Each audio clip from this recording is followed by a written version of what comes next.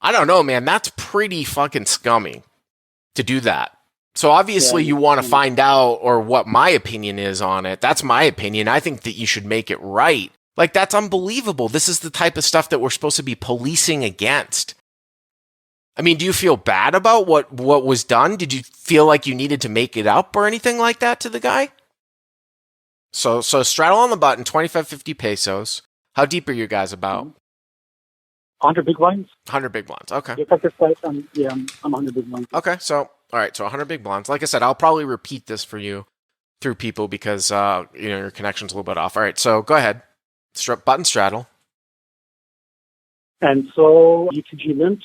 Okay. I open to 450. In the cutoff? Are you in the cutoff or? Oh, I'm sorry. I'm UTG plus 1. All right, here to 450, UTG plus 1. So that's a pretty big open, right? So you should make it 9x.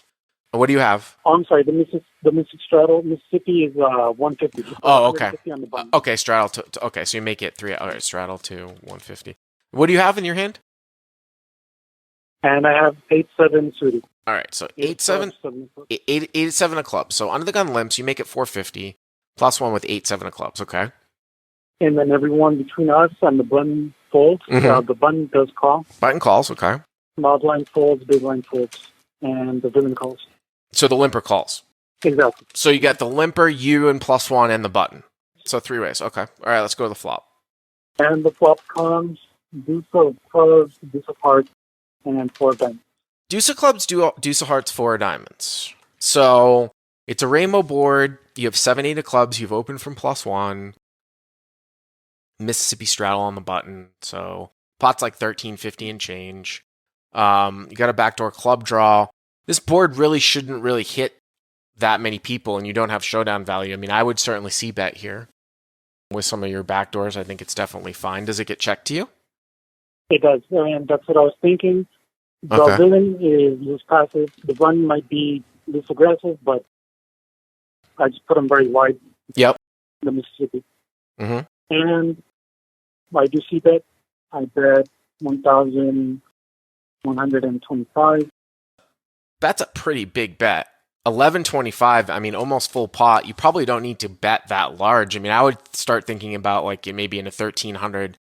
Pot's like maybe 1,350, 1,400. I think you can get away with betting like 500 here.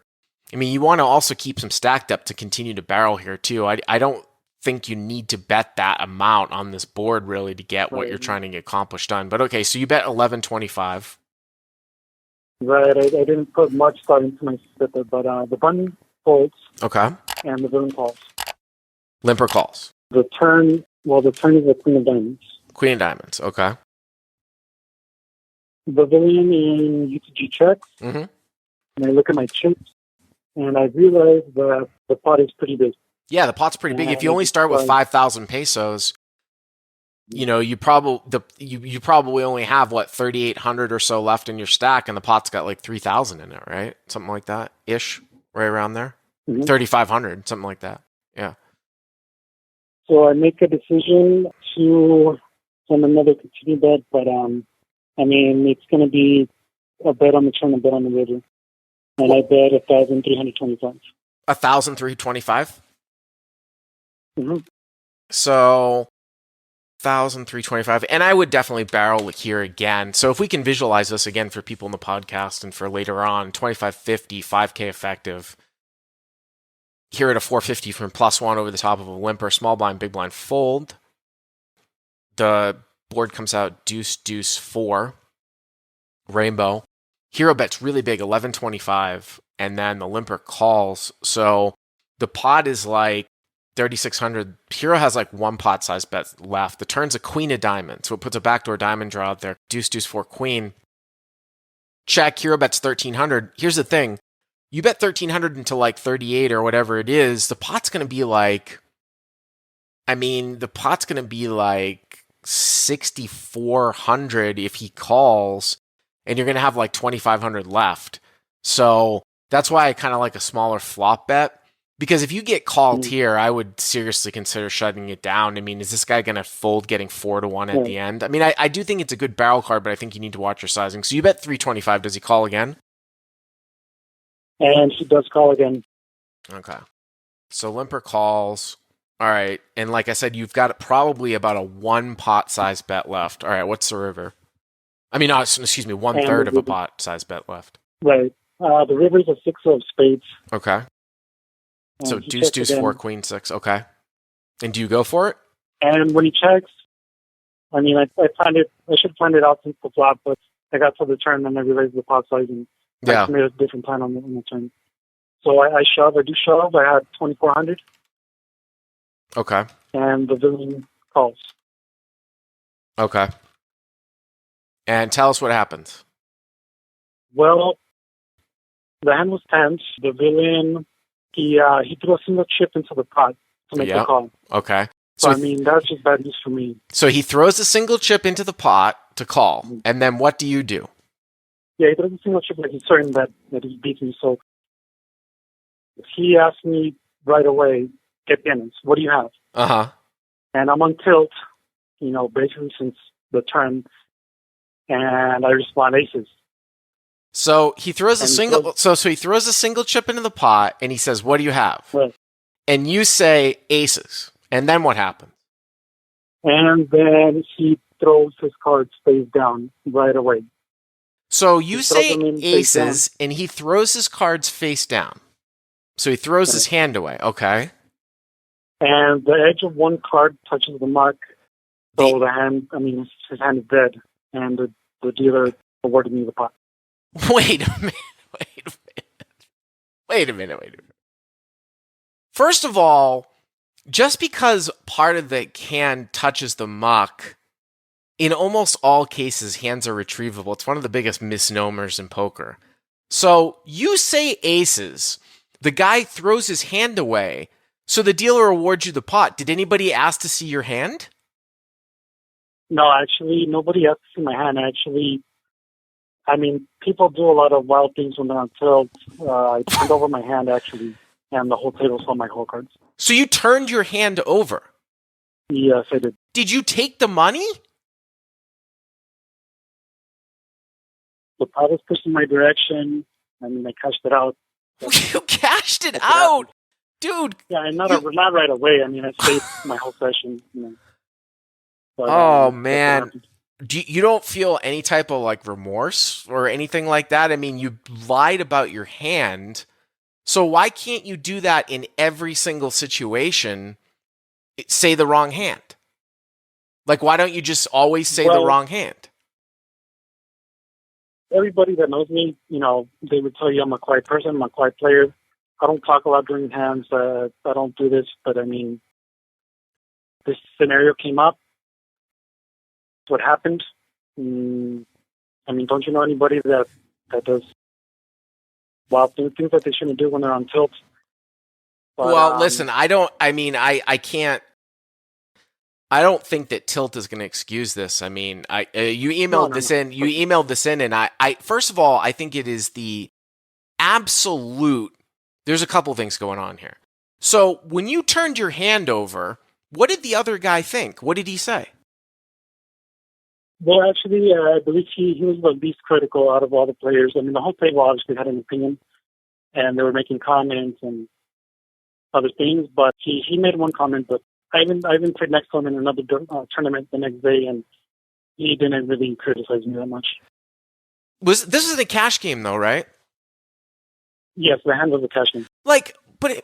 Here's the thing. This is first of all, I don't know what's up with this guy, how he's letting you basically take that pot when you lie and you cause him basically to fold his hand. But if you turn your hand over and the guy basically mucked his hand, but it's retrievable, it's the absolute worst decision in the world by the casino to not award that guy the pot. This is where I have a really, really strong feeling about where the floors should have discretion. And everything is not black and white. I understand with tournament rules that they have to have black and white decisions in tournament rules. But this is a really good example of this, your situation, okay? You say you have aces, okay? Your hand gets tabled at 7-8 suited, okay? And the guy basically mucks his hand. And then someone can say, well, you could have accidentally misread your hand. No, this is where the floor comes in with discretion and obviously makes a judgment call and says, no, you were intentionally trying to deceive the other player. It's not like you said you had pocket eights and there was a possibility you actually might have misread your hand. You said aces, you have 7-8 suited. That's where the floor is supposed to come in. That pot should absolutely have been awarded to the other player. Absolutely should have been awarded to the other player. And I got to be honest with you, I don't know what your name is. I didn't catch it, but I'm not going to say your name even if I see it in the email because I'm going to lay into you. If I were you and I did that and I was on tilt and I said aces and the guy folded his hand, you better fucking believe that I would have said, no, I don't have aces, and I would have given the guy the pot. I mean, do you go down the street and steal someone's wallet that's sitting on top of like the table at a restaurant just because you can? I mean, that's basically what you did. No. That's exactly the same thing as what you did. That's a huge, huge angle. The guy folded his hand because you said you had aces. I don't understand how you can't give the money to the guy. Like, that's unbelievable. This is the type of stuff that we're supposed to be policing against. I mean, do you feel bad about what was done? Did you feel like you needed to make it up or anything like that to the guy? Well, I've had a lot of time to think about it. I believe that's why I'm calling you today. But, I mean, these type of things, because it's also at, like, poker rooms, I'm not saying that I should have done it or it's an excuse. But, I mean, things happen at live card rooms, such as deals, exposed cards. When people are on tilt, I mean, anything can happen, I guess. But I think that you think that you are somehow that it's not that bad because you were on tilt. Okay. Now people. No. Of course. People tilt in different ways. Okay, you were on tilt. Obviously, you play with this guy because you saw him the next day. Did it ever cross your mind that maybe you should have given the money back to the guy afterwards when you weren't on tilt? Well, I'd never been in that situation and, doing that. And honestly, I didn't know how to handle it, honestly. I mean, I can tell you can rectify it right away. I don't know what's up with this guy. You rectify it by giving the guy the money back in the pot. You could still rectify it. I mean, maybe not now, but I don't know, man. That's pretty fucking scummy to do that. So obviously you want to find out or what my opinion is on it. That's my opinion. I think that you should make it right on the guy. And I can't believe he's not putting out more of a stink. Put yourself in that situation and you were the other player and you mocked your hand because somebody lied about their hand and then they tabled it and it wasn't what they said and it was obvious 100% that they were trying to deceive you. There was no possibility that the hand could have been misread. How would you feel in that spot? Would you feel that the pot should be awarded to that guy? Right. No, well, I know. I mean, I've been on the other end where somebody's lied about their hand or something happened and I was, not awarded the pot where I felt it was mine. But I mean, that's what I expose myself to when I go into a courtroom.